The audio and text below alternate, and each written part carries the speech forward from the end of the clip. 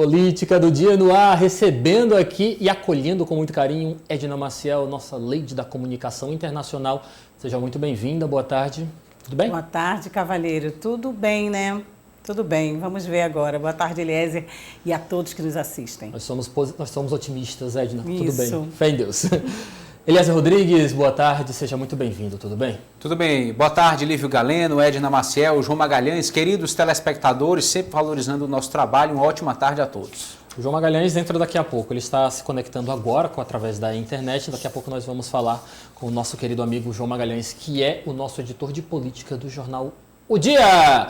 Nosso primeiro assunto de agora, de hoje, vamos lá. O presidente da APPM, a Associação de Prefeitos do Estado do Piauí, Paulo César Moraes, comenta pra gente as medidas tomadas e também como está sendo a adesão dos municípios pelo interior do estado para esses próximos dias de feriadão aqui no Piauí. Você sabe, é claro, nós temos falado muito que o objetivo é barrar a transmissibilidade do novo coronavírus. Vamos saber como é que está a adesão pelo interior do estado. No ar. O decreto contemplará aquelas nossas solicitações de suspensão, suspensão do transporte coletivo intermunicipal, pelo menos é o que o governador acenou. Também o reforço do policiamento para nesse período, tanto a Polícia Civil quanto a Polícia Militar, e outras medidas que a gente conversou e eu repassei. Também ficou acertado, eu também transmiti que a maioria dos prefeitos aceitaram fazer antecipação do feriado municipal para o dia 31 de março. E também existe um decreto, governador, aí é um decreto, claro, que é estadual, ele abrange o âmbito estadual. Caberia aos municípios editarem decretos municipais, seguindo também essa orientação que é decretar ou declarar ponto facultativo nos dias 29 de março e 1º de abril. Nós, nos municípios, devemos intensificar também as barreiras sanitárias, as fiscalizações em relação ao distanciamento, uso de máscara, sanitização. E é isso. Isso que todos nós já sabemos o que é necessário fazer para combater essa disseminação desse vírus, do coronavírus, que é distanciamento social, sanitização das mãos e ambientes também, com álcool, sabão, e assim vai. Então vamos juntos, tanto o Estado quanto os municípios, darmos as mãos para vencer esse inimigo comum que é o coronavírus. Edna Maciel, é importante destacarmos que sem esta ação coordenada, sem a adesão concreta de municípios do interior do estado do Piauí a essas medidas que são praticadas na capital, mas é claro, são recomendadas para todos os 224 municípios, sem essa adesão, sem essa união de forças, nós estaremos diante de um outro problema, porque não adianta nada resolvermos a situação na capital, o estado do Piauí, o interior, está descontrolado, Edna. Exatamente, e ainda reafirmando o que o Dr. Gilberto declarou hoje na Fundação Municipal de Saúde e que nos preocupa muito, que esses são os piores dias, Esses dias em que a circulação tem que ficar cada vez menor, que é o final do mês de março e o início do mês de abril. Nós estamos passando pelos piores dias, a expressão é mesmo assim para assustar todo mundo e fazer com que as pessoas se conscientizem. É a ciência, Ele está falando baseado nos estudos, nos números. Então, esses são os piores dias e, como você disse, Lívio, há que se fazer essa campanha, essa união, ela tem que ser cada vez mais reforçada entre todos os entes públicos e religiosos, particulares.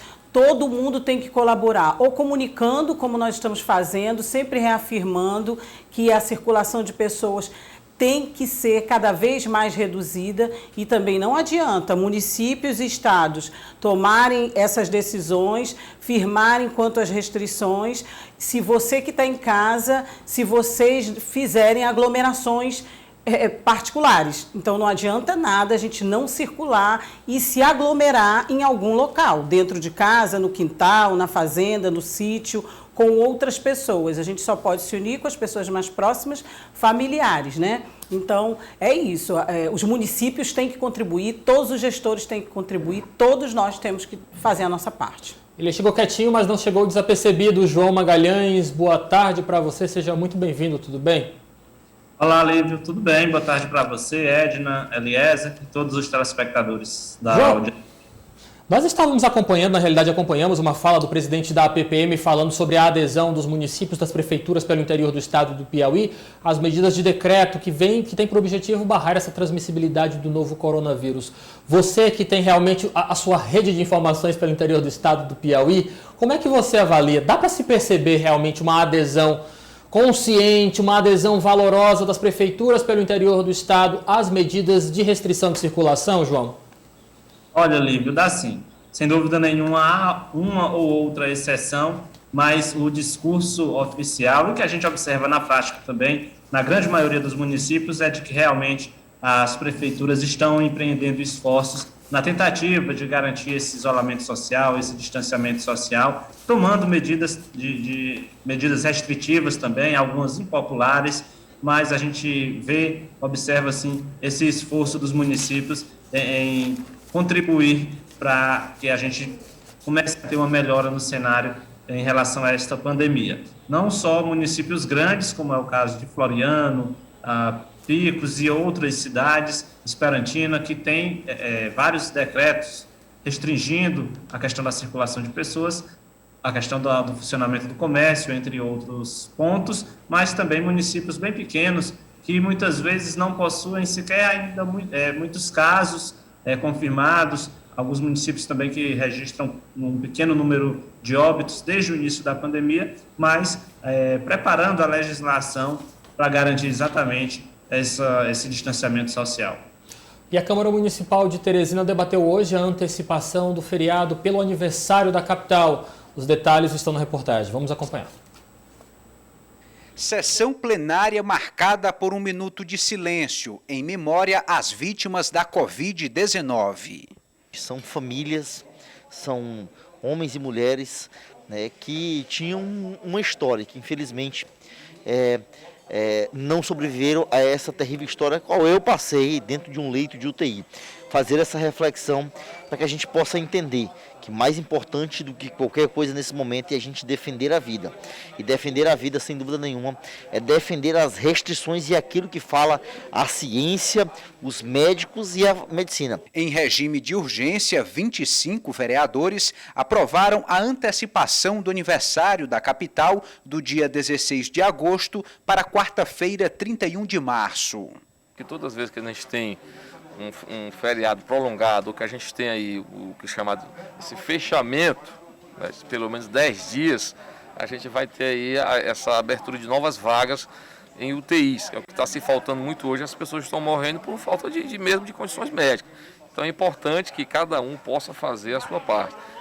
Essa casa jamais se furtará a vir fazer o seu trabalho, a dar a sua contribuição, a sua participação nesse momento tão importante que é a união de todos os poderes. O momento é grave, né? Nas reuniões que nós temos tido, principalmente com os médicos do COI, que são os médicos do município infectologistas, eles têm mostrado toda a preocupação, então a necessidade desse entendimento, né? Opiniões, elas divergem às vezes. Eu tenho opinião, o outro tem outra e outra. Agora, quando é chamado, né, por um momento assim, como esse, em que nós podemos deixar de ter insumos para intubação, nós podemos deixar de ter UTIs, nós podemos de ter mecanismos de tentar, né, segurar, né, resguardar a vida das pessoas, aí eu acho que você tem que fazer aquilo que é o mais importante no momento, no entendimento daqueles que fazem a medicina na nossa cidade, no nosso estado.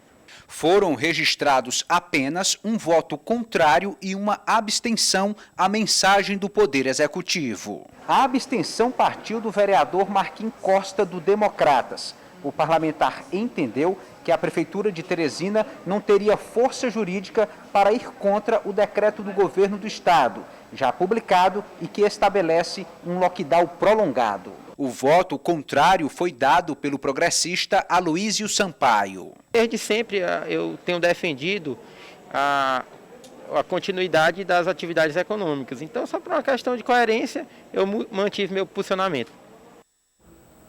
Um voto apenas para marcar o seu posicionamento, porque de certa forma não teria nenhum efeito prático, Eliezer Rodrigues.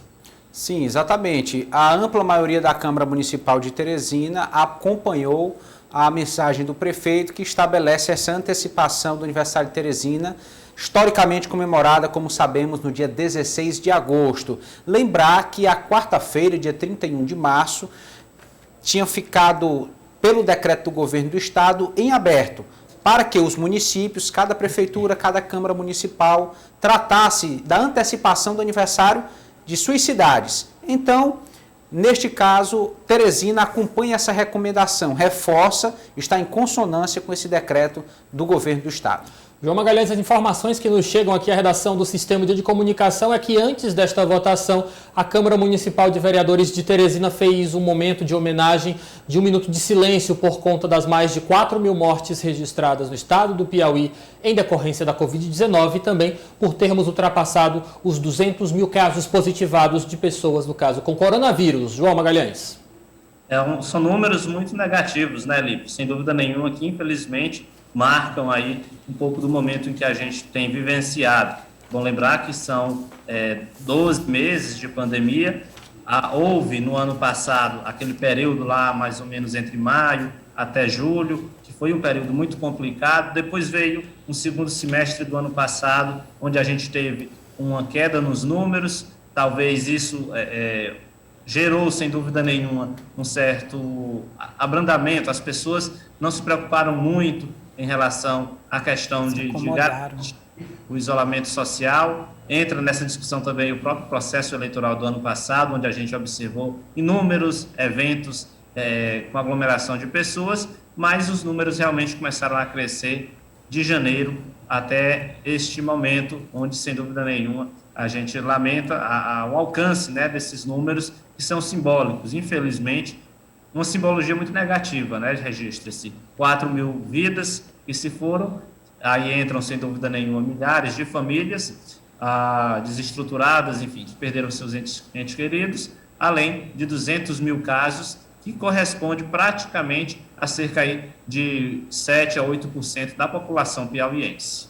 Edna Maciel, nós estamos falando, sempre apresentando aqui no Jornal O Dia News e, é claro, em todas as plataformas de comunicação do Sistema O Dia, o esforço do poder público. Nós estamos observando e realmente deve ser dado crédito a quem merece.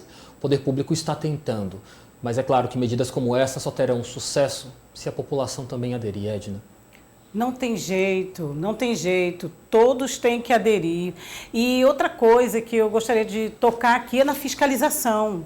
Boa. É porque a gente sabe que não tem pessoal suficiente para fiscalizar, mas tem que se investir na fiscalização. Cada vez que a gente vê os órgãos ir para as ruas, eles encontram bares abertos, fora de horário, eles encontram pessoas aglomeradas, gente caminhando sem máscara, festa clandestina, usando as ciclovias. Exatamente. Então, assim, eu acho que tem que se investir agora também, porque, gente, 4.000 é um número horrível. 4.000 é um símbolo terrível de que nós não estamos ouvindo os gestores, de que nós não estamos cumprindo.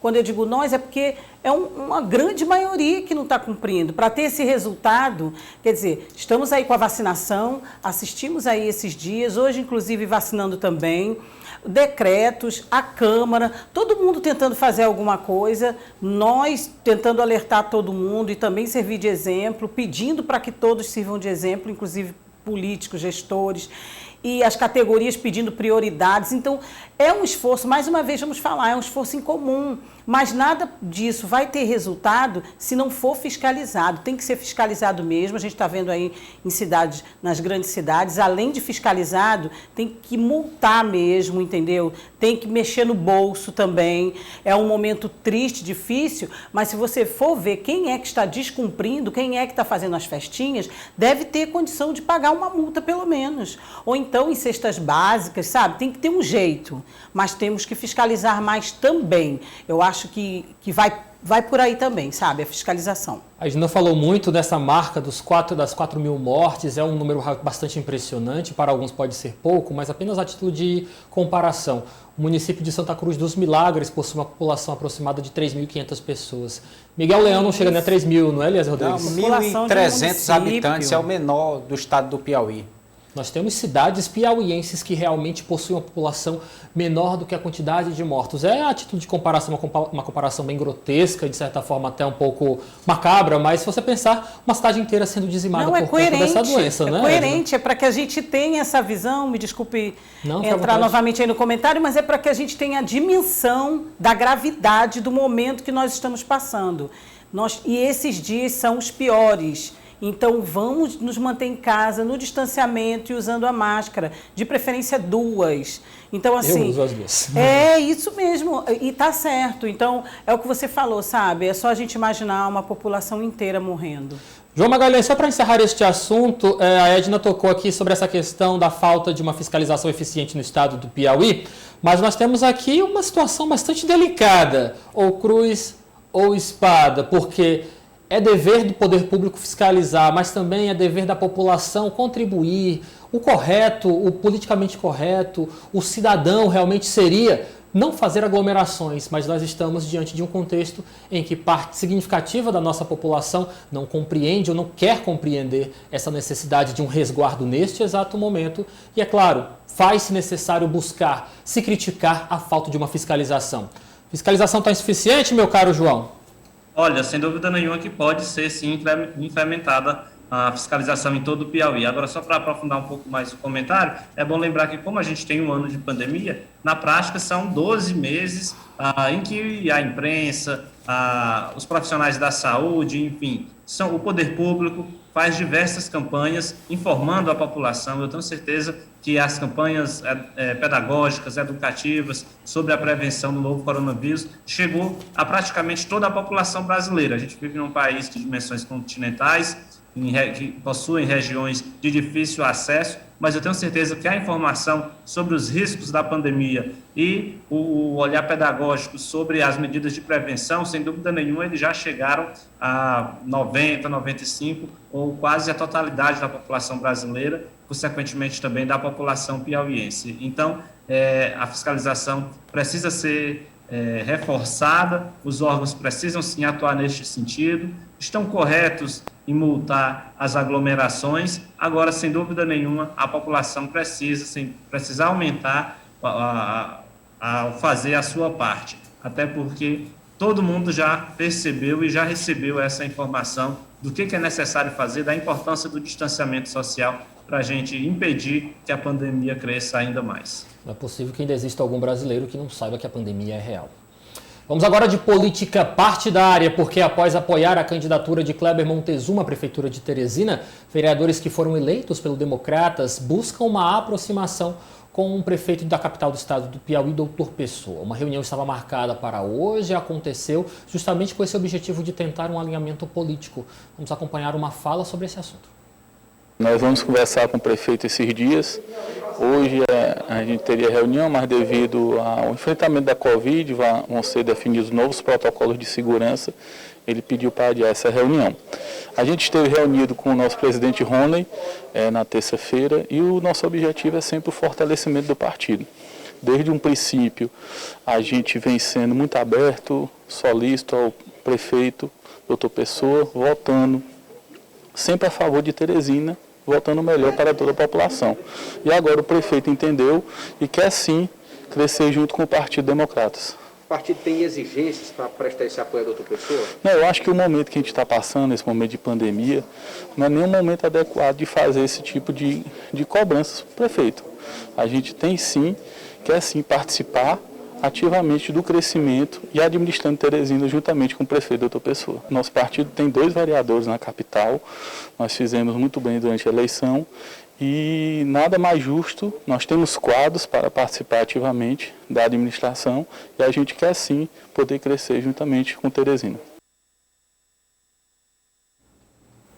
Bom, só para atualizar aqui o marco temporal da fala do vereador Marquinhos Costa, essa reunião aconteceu hoje, agora, no início da manhã, entre o Doutor Pessoa e os 2 vereadores que formam a base do Democratas na Câmara Municipal de Teresina. O próprio vereador Marquinhos Costa e o vereador capitão Roberval Queiroz. Os 2 eleitos pelo Democratas que recebeu todo o apoio da antiga gestão do prefeito Firmino Filho e ano passado, durante o processo eleitoral, apoiava Kleber Montezuma. Então vemos aí uma mudança de lado significativa. Já temos a confirmação de que o Democratas, a partir de hoje, oficialmente, faz parte da base do prefeito Doutor Pessoa na Câmara Municipal de Teresina. A indicação de cargos ainda não foi efetuada, mas já está garantida. Futuramente, o Democratas estará indicando nomes para integrar a gestão do Poder Executivo. E uma reunião com o presidente do partido, Rony Lustosa,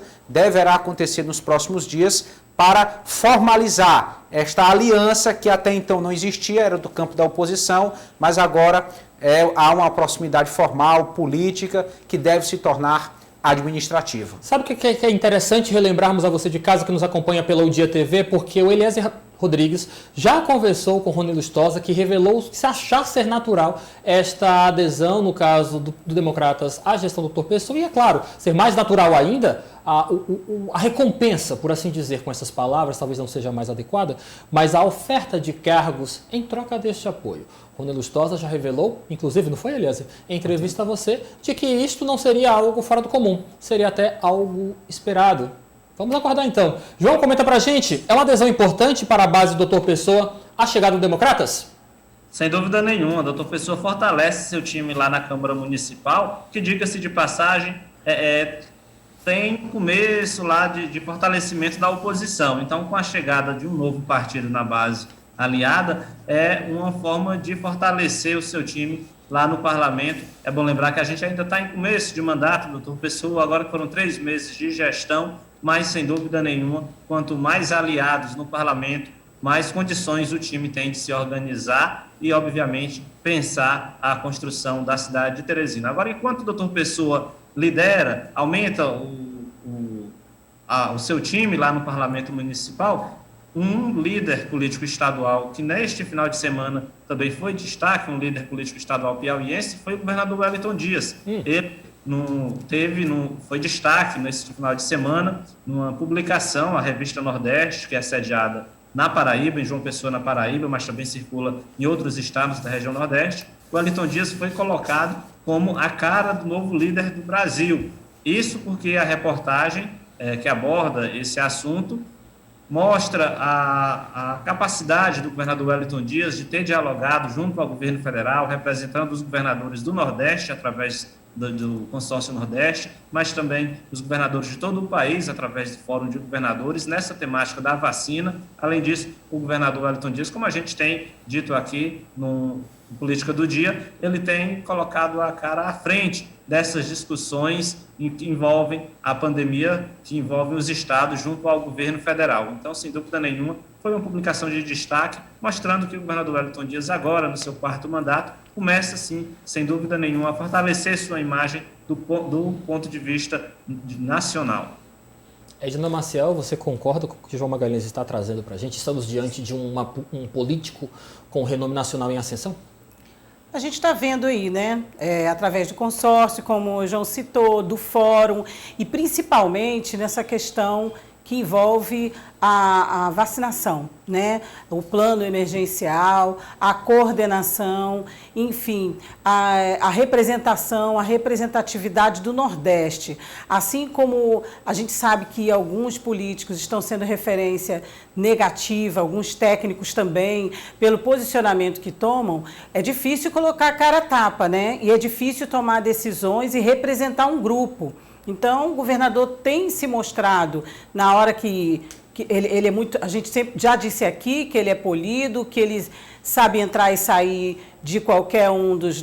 no centrão, é na direita, é na esquerda, que é o PT, a tendência dele, né, o partido dele, e que tem também, dentro do próprio PT, tem as suas brigas, né, as suas discordâncias, as alas, mas ele sabe penetrar bem por todos os partidos, por todas as alas, mas é difícil, em nível nacional, você também acompanhar isso, você colocar a sua cara a tapa, você defender o seu posicionamento, o seu ponto de vista, diante da sua representatividade, que são os governadores do Nordeste. E agora, né, gente, João, Eliezer e Lívio, é um desejo de toda uma população de que se tome medidas e que se arrume a casa, se organize e que a gestão nacional realmente defina o que se tem que fazer em todos os estados, em nível de Brasil. E o governador Wellington Dias tem se destacado, sim. É fato, nós estamos aí acompanhando e na hora que ele tem que se posicionar, que teve que se posicionar mais firme diante do próprio presidente da República, ele se colocou e está se colocando. Então, por isso, destaque, né? Eliezer, a gente sempre tem falado sobre essa questão, como o Wellington Dias, que sempre teve essa sua característica política muito bem analisada, reconhecida por todos. O Wellington Dias é um político na essência da palavra, uma pessoa que realmente tem e pratica um discurso com muita facilidade com todas as vertentes ideológicas presentes no Brasil. A gente sempre falou aqui também, inclusive, até da possibilidade de Wellington Dias despontar como candidato a vice-presidente em uma chapa petista na disputa pelo Palácio do Planalto em 2022. Você concorda com essa concepção da capa da revista Nordeste que aponta Wellington Dias, governador do estado do Piauí, como a nova cara do líder no Brasil? Com certeza, e isso baseado em fatos. O governador tem ganhado cada vez mais notoriedade e aceitação neste momento de gestão de uma crise nacional provocada pela pandemia. Tem sido uma peça importante no tabuleiro político, tem realmente sido estratégico na aproximação com outros líderes do Brasil, inclusive do próprio PSDB. Lembramos aqui da divergência histórica entre PT e PSDB, mas até essa diferença tem sido superada pelo governador Wellington Dias. Isso mostra um comportamento republicano que nós necessitamos no momento. A hora não é de se enrijecer ou distanciar relações, mas de ser flexível, compreensível, em busca de parcerias importantes para se combater o coronavírus. João Magalhães, olhando, é claro, para toda a história de Wellington Dias, toda a trajetória dele no Palácio de Karnak, no Congresso, é claro, em Brasília como um todo, lembrando que ele já foi deputado federal, já foi senador,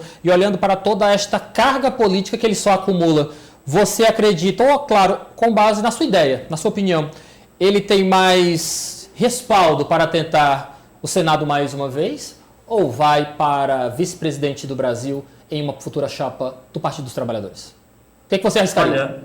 Olha, Lívio, essa questão de despontá-lo como uma candidatura nacional no que diz respeito a uma vice-presidência, depende muito, é algo que depende muito de como a esquerda, né, vai se articular para o processo eleitoral do ano que vem. Porque, neste caso, o Partido dos Trabalhadores abriria mão de lançar um candidato a presidente e aceitaria indicar um vice. Se a estratégia que o Partido dos Trabalhadores adotar for essa, de indicar um nome para vice, não tenha dúvidas de que o Wellington Dias tem a capacidade política e tem nome para representar o Partido dos Trabalhadores numa conjuntura como essa. Agora, eu particularmente não acredito que o PT vá abrir mão de uma candidatura, de uma cabeça de chapa nas eleições do ano que vem, por diversos motivos, inclusive pelo que a gente já viu em 2018, o partido sempre alega que tem um nome que lidera as pesquisas desse campo da esquerda, entram aí discussões. Então, assim, se o PT abrir mão da cabeça de chapa e for escolher um nome em seus quadros para ocupar o cargo de vice, não tenha dúvidas de que o Wellington Dias reúne todos os requisitos naturais para lutar por este espaço, inclusive por conta dessa sua liderança nacional que foi intensificada, vamos dizer, nos últimos meses, a partir do momento em que ele começou a liderar os governadores no diálogo com o governo federal.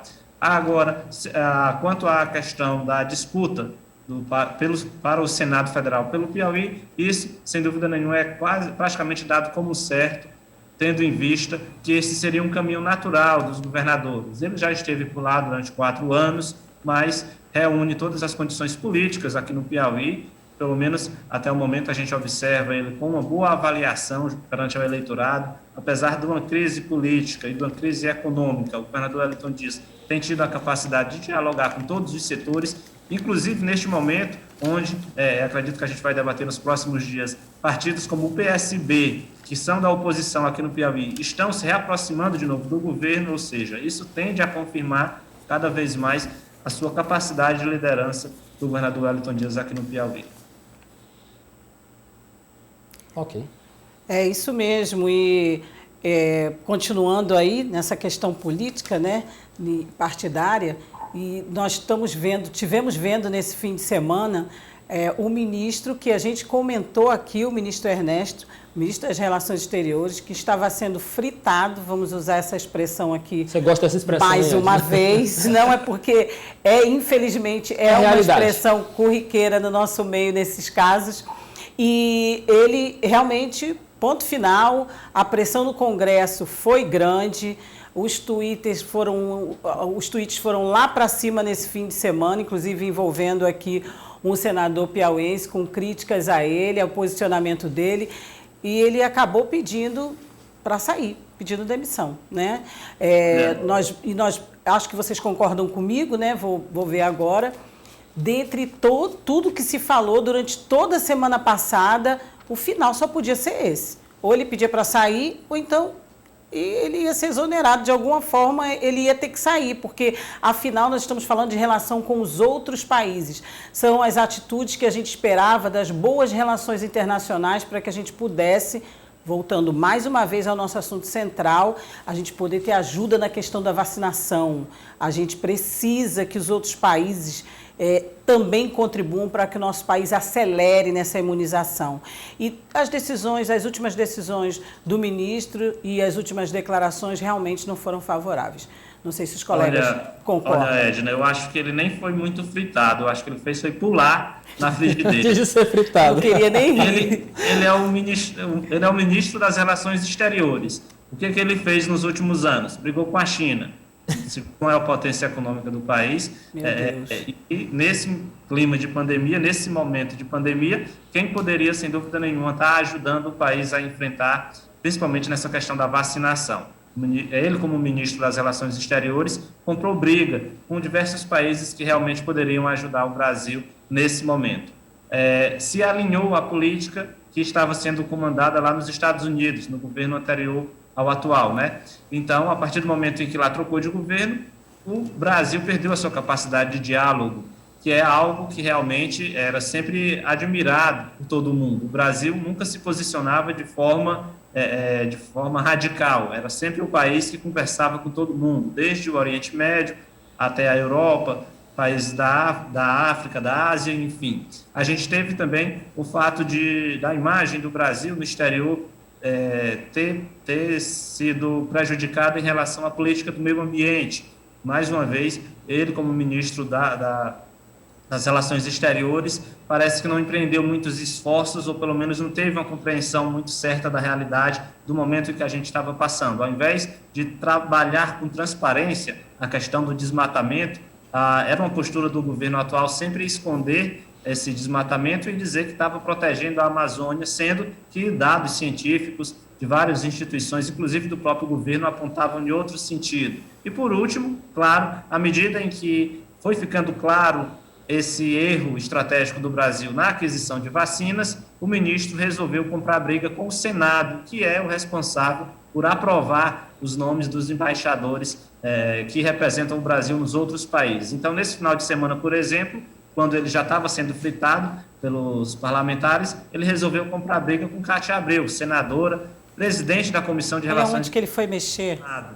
Dizendo que Cátia Abreu estava fazendo lobby, né, pela China. Então, sem dúvida nenhuma, essa saída dele, a gente espera que mude a política, a forma como o governo federal vem conduzindo a sua política internacional, porque, de fato, tem uma coisa que o Brasil precisa no momento, é de vacinas, e, para isso, ele vai precisar dialogar com todos os países, sem discriminação, sem posicionamento ideológico. O que interessa no momento é ter um bom diálogo com todos os países para que a gente possa, seja adquirindo vacinas ou insumos, mas que a gente tenha mais condições de enfrentar essa pandemia com mais calmaria. Então, isso tudo, sem dúvida nenhuma, foi responsável por esse pedido, né, de demissão de Ernesto Araújo. Lembrando que ele pediu demissão, mas deve permanecer no cargo por alguns dias, porque transição. Assim, a saúde, né, com o Pazuello, foi demitido, mas passou ainda uma semana no cargo. Isso também deve ocorrer lá no Ministério das Relações Exteriores. Eliezer, a fotografia que nós utilizamos para ilustrar justamente este assunto nacional diz respeito ao movimento, de certa forma, que foi iniciado nas redes sociais, hashtag Ninguém Mexe com Ernesto. não deu muito certo, Eliezer. Não. As redes sociais têm sido esse campo de debates, de discussão de ideias, de confronto de opiniões, e é natural que as mais diversas manifestações surjam. Neste caso, dessa hashtag até favorável ao ministro Ernesto. Mas, resumidamente falando, ele primeiro perdeu o rumo das relações exteriores, depois se perdeu também nas relações interiores aqui no Brasil, e aí ficou sem vaga, ficou numa situação insustentável. Nós precisamos de um ministro que saiba se relacionar, principalmente nesta fase de pandemia, porque alguns países são estratégicos como fornecedores da vacina, de insumos, de medicamentos, de estrutura hospitalar, para nós garantirmos a assistência à nossa população e os meios para superarmos essa pandemia. Então, à medida que não se sabe administrar conflitos, isso acaba sendo muito grave, até numa época dita normal. Imagine em uma situação de pandemia. Sobre este assunto ainda na realidade, falando sobre este agente público, nós vamos continuar falando sobre Ernesto Araújo. Edna, eu apresento para você a seguinte reflexão. Nós observamos na pasta da saúde, por exemplo, de que realmente um dos critérios utilizados para se justificar a saída ou a rotatividade dos gestores era a falta de ligação entre as posturas adotadas pelos ministros com o pensamento de Jair Bolsonaro, presidente do Brasil. Muito se fala, muito se critica a postura pessoal de Ernesto Araújo, até então, no caso, o ministro de Relações Exteriores. Mas, de certa forma, se Ernesto ficou tanto tempo neste cargo, é porque ele estava em consonância com a política adotada pelo governo federal, em consonância com Jair Bolsonaro. Então, de certa forma, as críticas, a postura de Ernesto não seriam, de certa forma, críticas diretas ao presidente, visto que, se ele ficou tanto tempo na pasta, foi porque ele conseguiu seguir à risca o que pensava Jair Bolsonaro? Olha, meu amigo, e vocês todos que estão nos assistindo, a gente vem vendo uma sucessão de mudanças nesse governo, e o motivo, quando a gente vai analisar, é sempre o mesmo.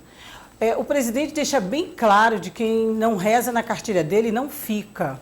Então, mesmo sendo aliado, mesmo sendo indicado, se o gestor não rezar na cartilha do presidente da República, se não corroborar com as ideias dele, não vai ficar. A doce ilusão que a gente tem, e isso eu falo sem medo de errar, de que um gestor vai entrar e que ele vai contra o presidente, não só para ser a favor de ala A ou B, mas porque ele é um técnico e ele vai agir só com a técnica, isso não existe. Então, eu creio que sim, creio que quem vir assumir agora, e infelizmente, eu e Eliezer, ainda agora na rádio, nos comentários, na agenda política, estávamos falando sobre isso, já estavam vendo quem será, já tem o nome, né, da pessoa que poderá substituí-lo, e já estavam vendo a vida pregressa do senhor, já estavam falando que, criticando antes mesmo do nome ser confirmado. Uhum. Então, se as ideias não batem bem com o presidente da República, ou se no meio do caminho você se desvia, a gente viu aí o Pazuello, ele mesmo fez comentários depois e nós vimos vídeos dele falando do que aconteceu, de tudo que aconteceu nos bastidores, em termos de ele ser queimado até pela própria equipe dele. Então, por aí a gente tira.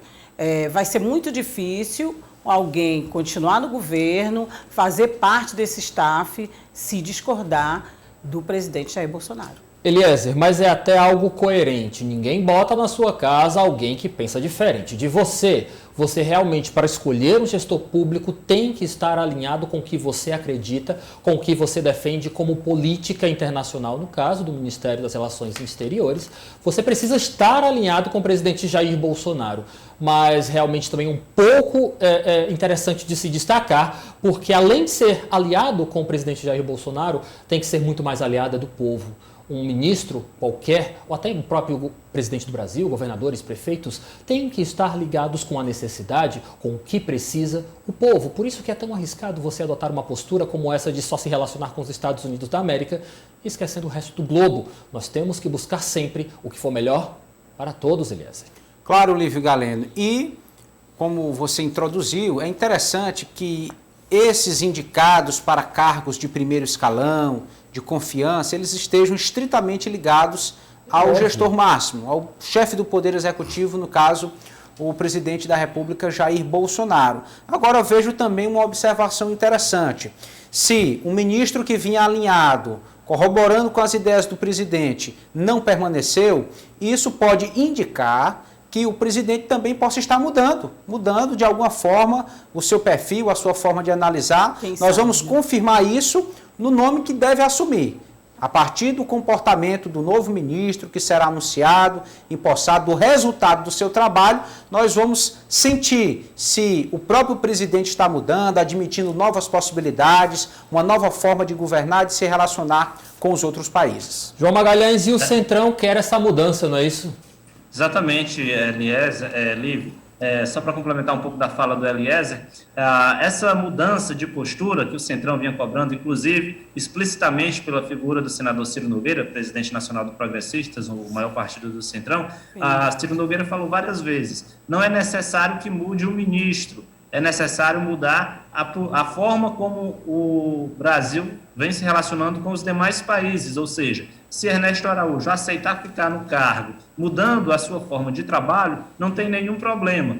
Quando os senadores começam a cobrar isso do atual ministro, eles também estão indiretamente falando ao presidente, né? É aquela história, para um bom entendedor, meia palavra basta. Se ele está pedindo a mudança de postura, essa mudança tem que vir também da presidência da República, afinal de contas é o presidente, o líder dessa política internacional, é o líder, é ele quem orienta, é ele quem dá E o ministro não pode mudar sozinho. A forma como o ministro deve ocupar e deve se relacionar com os demais países. Então, fica muito claro que o Centrão também pede essa mudança de postura por parte do presidente Jair Bolsonaro. Já que Ernesto Araújo saiu, sem dúvida nenhuma, agora todas as discussões voltam para quem vai ocupar este cargo. E aí a imprensa nacional já dá conta de que 3 nomes estão sendo aí estudados, para ver qual desses 3 se identifica, né, com o atual governo e podem ficar ali no meio termo. Conta aí, João.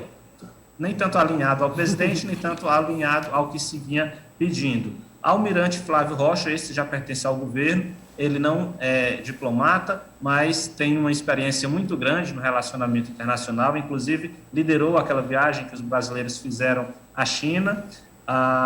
Essa Maria Farane Azevedo, ela coordena a Embaixada do Brasil em Nova York, e Luiz Fernando Serra, este é embaixador e coordena a Embaixada do Brasil na França. Estes seriam os 3 nomes que o governo federal tem começado a sondar para apresentar nos próximos dias o mais rápido possível como sucessor de Ernesto Araújo. Você aposta em alguém, Edna? Bom, o nome mais cotado, você falou baixinho aqui. Porque eu e o Eliezer estamos conversando nos bastidores, não sei, Magalhães, se você tem essa informação. Sim, também. Dizem que o Luiz Fernando Serra é o mais cotado, né? Era dele que eu estava falando na hora que o povo já estava puxando a ficha do rapaz. Sim, ele coordena a embaixada na França. Importante, por sinal. Vamos para o nosso último assunto da edição de hoje, apenas iniciando a semana falando de política partidária também, porque entre os petistas já é praticamente dado como certo que o secretário da Fazenda, Rafael Fonteles, vai ser candidato a governador em 2022 na sucessão ao Wellington Dias.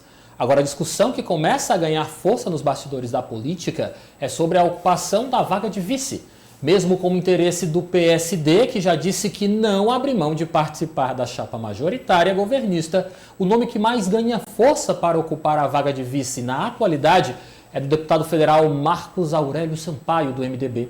Ele, que é filho do presidente da Assembleia Legislativa, deputado Temístocles Filho, está sendo apontado como aquele capaz de manter a aliança entre PT e MDB aqui no estado. Ele seria também, no caso, a confirmação dele seria a aposta de uma chapa jovem com Rafael Fonteles, candidato a governador, e Marcos Aurélio Sampaio, candidato a vice-governador em 2022. Eliezer Rodrigues, como é que você vê esta possibilidade de Marcos Aurélio como vice de Rafael Fonteles? É uma possibilidade, porque na política, de fato, tudo é possível, a política é muito dinâmica, como se diz, muda assim como as nuvens, né, a atmosfera do momento. Então, é natural, porque Marcos Aurélio Sampaio é filho do presidente da Assembleia, o deputado Temístocles Filho, que tem um inegável peso político no estado do Piauí. E tanto o MDB como o PSD, do deputado Júlio César, tem todo o capital político necessário para fazer uma indicação de vice nessa composição majoritária.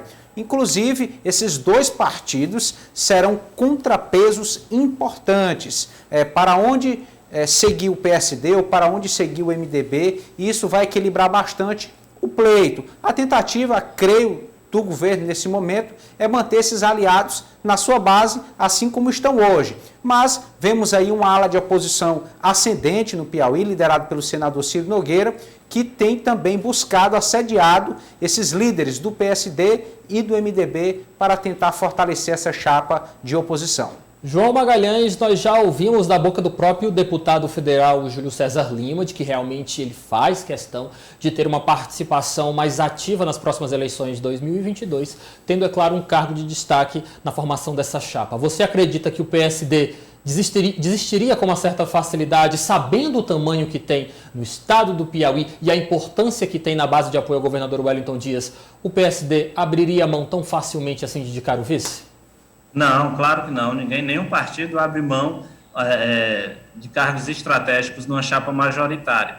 Agora, também faz parte da estratégia desses partidos lançar nomes com muita antecedência, até para que esses nomes a ficar bastante conhecidos perante a população e, sem dúvida nenhuma, tanto o PSD como o MDB estão dialogando aí com o Partido dos Trabalhadores na tentativa de obter estes espaços estratégicos na chapa majoritária do ano que vem. Já em relação especificamente a essa possível chapa de Rafael Fonteles como candidato ao governo e Marcos Aurélio como vice, eu sempre gosto de pensar que existem dois MDBs aqui no Piauí. Um deles liderado pelo senador Marcelo Castro e outro liderado pelo presidente da Assembleia Legislativa, deputado Temístocles Filho.